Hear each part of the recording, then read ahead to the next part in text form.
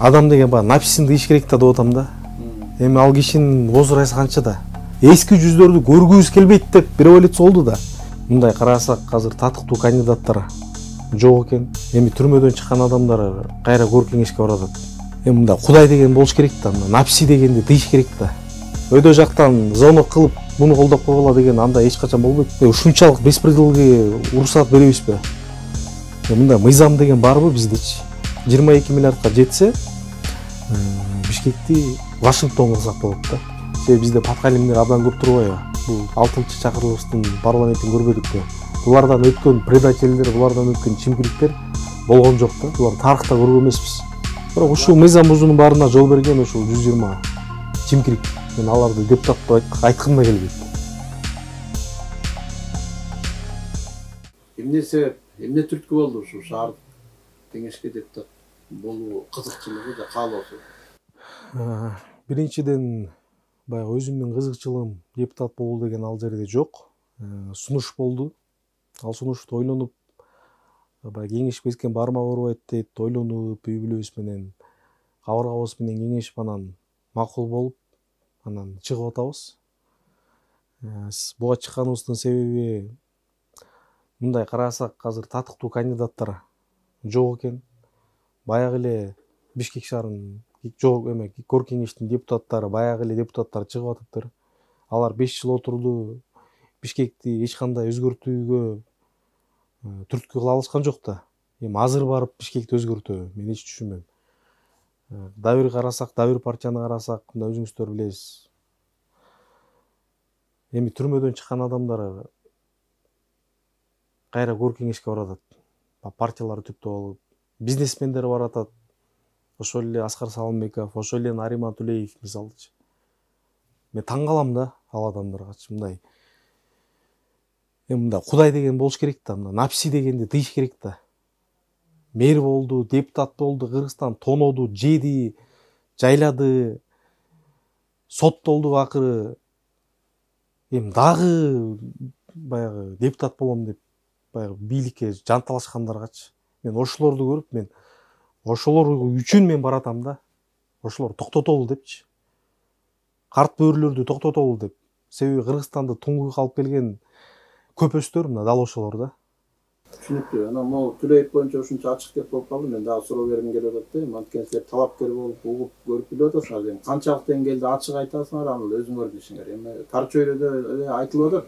Ушу Нариман Тулеев бул 3-4 партияны каржылап, ошо бийликтин колдоосу менен баратат. Анын максаты ушу шайлоодон өтүп келип, шаарга мэр болуу деген максат. Эми угуп атсаңар керек. Эми ушул чындык үлүш болсо, айткыла ачык элечи. Эми Кудайым буйрса, биз кор кеңешке барып калсак, мындай мыйзам бузууларга, мындайча айтканда, мындай беспределге мурдага жол бербейбиз да. Биз тикебиз менен тик турабыз. Тикебиз менен тик турабыз. Өйдө жактан звонок кылып муну колдоп койгула деген анда эч качан болбойт. Өзүбүздүн принцип бар. Өзүбүздүн айта турган сөзүбүз бар. Эч кимдин заказын биз аткарбайбыз. Өзүбүздө намыс бар. Өзүбүздүн айткан сөзүбүзгө турабыз. Ким болбосун. Анан өйдөдөн чалып муну шайлап койгула, тигини шайлап койгула, уже бул жолу андай болбойт. Бул жолу элибиз татыктуу депутаттарды шайлайт деп мен ишенем. Анан Нариман Тулеев боюнча мен ал кишиге айтат элем, эми сый менен эле отурса болмок негизичи. Баягы өзү тынчып калып, түрмөдөн чыкты, жаңы эле тазаланып, антип лучше үйүндө отурса болмок да. Азыр өзүнүн артын өзү булгап кайра баратат. Бул эми арты жакшылык менен бүтпөйт. Жакшылык менен бүтпөйт. Анан дагы бир баса белгилеп айтып турчу, кечээни шаарда өтүп баратсам, эми гумун чоңойтуп атыптыр да. Гумду чоңойтуп атыптыр. Эми пешоход эми кызылып калыптыр да. Эми 2 киши, 3 киши араң өтө турган пешоход. Мэрия каякта карап атат. Ушунчалык беспределге уруксаат беребизби? Мындай мыйзам деген барбы биздечи? Жанагыл кийген алмасы гуму жетишпейт абы. Эми дагы легкий конструкция менен жолдун тиягына чыгып, чүйгө чыгып, болгон жагына эми дагы чоңойтуп атыптыр. Мындай Кудайдан коркуш керек да. Тулеев эмес, балекет болсун. Кудайдан коркуш керек да. Мен ойлойм, Кудай буйрса, булар жооп бере турчу күн келет. Ал күн да калыс эмес. Кудай буюрса депутат болуп келип калсаңар, ушул азыр айтып аткан нерселерди айтып талап кыласыңарбы? Талап кылабыз. Анткени көп эле талапкер мандат алгандан кийин башкача сүйлөп, башкача иш кылып калат. Көрүп Эми ал талапкерлер бирөөнүн акчасы менен депутат болгондор, бирөөнүн поддержкасы менен депутат болгон талапкерлер болсо керек. Алар ручной, мындайча айтканда, талапкерлер да өздөрүнүн сен менин ырымды ырдайсың деп мурда алар сүйлөшүп туруп депутат кылгандар. А бирок бизге эч ким колдоо көргөзүп, анан финансировать этип, менин ырымды ырдап бер деп бизге эч ким айткан жок. Биз андайга даже не подписываемся, барбайбыз. Биз өзүбүз таза момундай беспредел токтотобуз деп баратабыз. Анан бул шаардын көйгөйлөрү абдан көп да. Кайсы тарабагын карабайлы баарына мындайча айтканда баягы жаңы көз караш менен, жаңы багыт менен оңдоо, көп иш жасоо керек, талап кылып турат да. Мындай да эң негизгиси кайсынан баштайт элеңер? Кайсы мындай да көбүрөөк Бишкектин новостройкаларынын баарында эле проблемалар абдан көп. Бишкекте абдан көп маселелер, проблемалар. Жолдор элементарный. Бишкектин конуштарында тим эле барсаң бутуңа баткак кирет. Мунун баары эмнеден? Акча жок бюджетте. Асфальттай албайт, акчанын аздыгы. Менин билишимче где-то бир 11 миллиарддын тегереги Бишкек шаарынын бюджетичи. Анан мен ойлойм, бул акчаны көбөйтүш үчүн эң биринчи бизнесмендер да. Бизнесмендерге, ишкерлерге, бизнеске колдоо көргөзүш керек да. Азыр мисалы любой налогту карайлы. Ошол эле жанагы ГУМу болобу, СУМу болобу, ичинде мисалы 100 соодагер боло турган болсо, официально бир ашып кетсе 50-60 көргөзөт булар.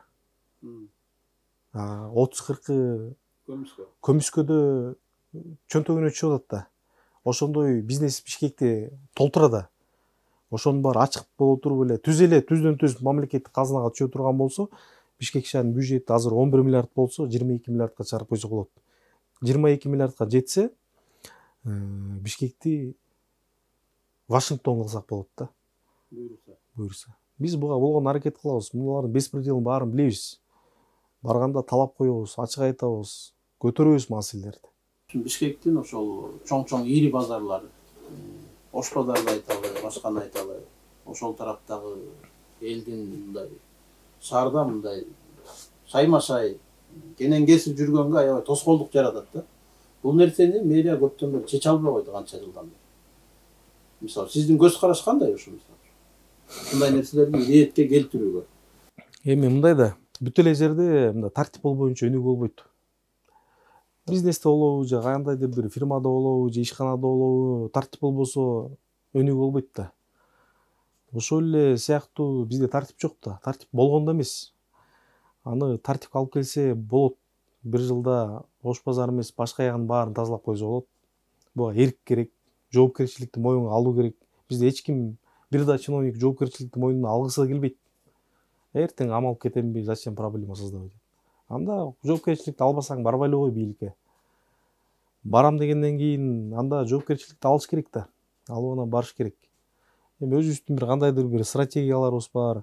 Бул боюнча азыр токтолбой эле коеюн, бирок кийин Кудай буйруп депутат болуп барып калсак, анан анын баарын иш жүзүндө көргөзөбүз. Анан дагы бир коомчулукту ошо өзгөчө Бишкек шаарында жашагандарды бул түшөлткөн Бишкек шаарынын архитектурасы, курулушу болуп атат да. Мыйзам бузуу өтө көп. Курулуштар чаржайып жүрүп атат. Буга да көз караштар бар да. Эми мындай айтат элем, бизде ошол кептин баары архитектуранын өзүндө. Анткени бир документти мисалы бүтүрө элесең, аякта дагы бюрократия. Акчаны берсең, жатка берсең, тезден бүтөт, акчаны бербесең, сенин документиң жата берет. Очередтечи. Ой, сеники жете элек. Анан ошентип архитектурадагы бир положение негизинде иштебейт да. Определенный сроктор болуш керек, определенный мамлекеттик жанагы чоң жолдорго, центрдагы жолдорго мамлекет өздөрү баягы дизайндарын чийип бериш керекпи? Мамлекет анткени борбор шаарыбыз да. Бирдеңке салынып атканда ар ким өзүнө каалаганыңды сала бер деп мамлекет тарап бир разработка кылып чыгыш керек да. Определенный. Гостиница салам десең, сырткы кебетеси мондой болсун, мунда крышасы мындай болуп жабылсын, момчу этаж болуп салынсын, мисалы депчи. Ошондо да бир мамлекетке көрк болот да. Бизде андай стратегия, андай ыкмалар жок да. Бизде ар бир ишкер болобу же частник болобу ким эмне салам десе өзү билип эле сала берет да. Ошол себептен мындай чаржайыт болот да. Башка өлкөлөрдү карайлы, мисалы Европалар турган ар бир квартал эмне салам десе мамлекет менен согласовать этет. Мамлекет ошонун баарын тез аранын ичинде документациясын баарын бүтүрүп берет. Биздикинде бюрократия жок. Биздикин попробуйчу мамлекетке бир нерсени кол койдуруш деген проблема да. Байке, бир нерсени кол койдуруш. Эмнени айтабыз? Ал боюнча ошо биринчиден үстүдөн баштап, ал күнүн 7-этажынан баштап тазалаш керек да бүт. Баш мыйзам талкууланып атпайбы мына көчө күнү мына жогорку кеңеш биринчи окуудан кабыл алды. Аябай кызуу талкуу жүрдү. Бул боюнча коомчулукта да катуу сундар жүрүп атат. Мына эме ишкер катары албасак дагы Кыргызстандын ар бир жараны, өнөкөй жараны дагы өзүнүн укугун айтышы керек да. Бул боюнча дагы айта турган ой пикирлер болсо керек. Бул конституция боюнча мен ойлойм, бир чети бизде менталитет парламенттик мамлекетке дагы бир карасак туура да келбей экен да. Себеби бизде паткалимдер абдан көп турбайбы? Паткалимдер абдан көп экен, бийлик кимдин колунда болсо ошого баш ийип, ошого кулчасынан колду куруп жашайт экен да. Бул 6-чакырылыштын парламентин көрбөдүкпү? Булардан өткөн предательдер, булардан өткөн чимкириктер болгон жок да. Булар тарыхта көргөн эмеспиз. Булар баарына макул болду да. Баарына. Бирок мен айтат элем, Кудай буйрса учур келет, ушул чимкириктер жооп берет. Обязательно жооп берет. Булар карап калса дагы жооп берет. Бирок учур келет. Анткени булар көптөгөн мыйзамдарды бузду. Мамлекеттин тагдырын чечти, бир топ мыйзамдар бузду. Азыр да мыйзам бузуулар менен конституцияны өзгөртүп атпайбы? Негизи бул 6-чакырылыштын азыр отурган депутаттарынын моралдык укуктары жок. Моралдык эмес, мыйзам чегинде да укуктары жок. Себеби булардын сроктору 1 жыл мурда эле бүткөн. 4-октябрда эле бүткөн булардык. Анан мыйзам бузуу менен болуп атпайбы мунун баарычы. Анан бир чети ушундай болгонуна караганда бир чети мен ойлойт элем, лучше президенттик мамлекет бололу. Жоопкерчиликти бир адам алсын да. Ошондон спрос кылалы, ошондон талап кылалы. Ошол жоопкерчиликти алсын дагы бүт мамлекетти жетектесин. Ошондо бир олуттуу өзгөрүүлөр болот го дейм да. Конституция боюнча эмне ошол десек? Маңызы эми окуп, карап, угуп атасыңар. Эми ошо конституция боюнча бүт бийликтин баары президентке берилип атпайбы? Мен ошону айтып атпаймынбы? Бүт бийликтин баары президентке берилип атат. Муну да көрөлү. Эмне болот экен. Бирок муну да көргөнбүз да 2 жолку президенттик башкарууну. Эми негизи монун баары эле менин оюмча мыйзам бузуу менен кетти. Билбейм аягы эмне болот. Мен мындай келечекти көрбөй элемин да. Туңгуюк. Убакыт көрсөтөт. Бирок ушул мыйзам бузуунун баарына жол берген ушул 120 чимкирик. Мен аларды депутат деп айткым да келбейт. 120-нын ичинде деле досторуңар бар да. Досторум болсо дагы мен айтат элем, по-любому анткени бүт баары ошондой болду да. Мына кечээ сүйлөгүм да келбейт булар боюнчачы. Түшүнүктүү. Анан жаңылбасам жетим тоону да коргоо боюнча ошол өзүңөрдүн пикириңерди айтып жүргөнсүңөр да буга чейин. Азыр эле ошол пикирдесиңерби? Жетим тоо казылбаш керек. Ошол эле пикирдебиз. Жетим тоодон башка эле ресурстарды таап, инвестициялар тартып, экономиканы көтөрсөк болот. Жетим тоо бул биздин урпактарга, кийинки биздин урпактарыбызга калат, өткөрүп беришибиз керек. Бизге кандай ата тегибиз, ата бабаларыбыз өткөрүп берсе урпактарга, биз да ошентип кийинки муундарга өткөрүп беришибиз керек. Азыр Кыргызстан жок болуп кете турган учурга келелик. Азыр башка акчаны таап, башка жолду таап, мамлекетти туңгуюктан чыгаруу керек. Жетим тоону казып, алтынды казып сатып, бул жол эмес. Жаңы технологиялар менен экологияны талкалабайбы? Эми экологияны миң балекет тазалабаса деле жер казылгандан кийин улуу зат само собой чыгат да. Алтын бар жерде, темир бар жерде улуу заттар бар да. Бул биринчи маселе. Экинчи маселе аякта суу мөңгүлөр талкаланат эми. Фантастика дейм бул. Эми жаңы эмес демеле 22-кылымдын техникалары болсо дагы зыяны болот обязательно.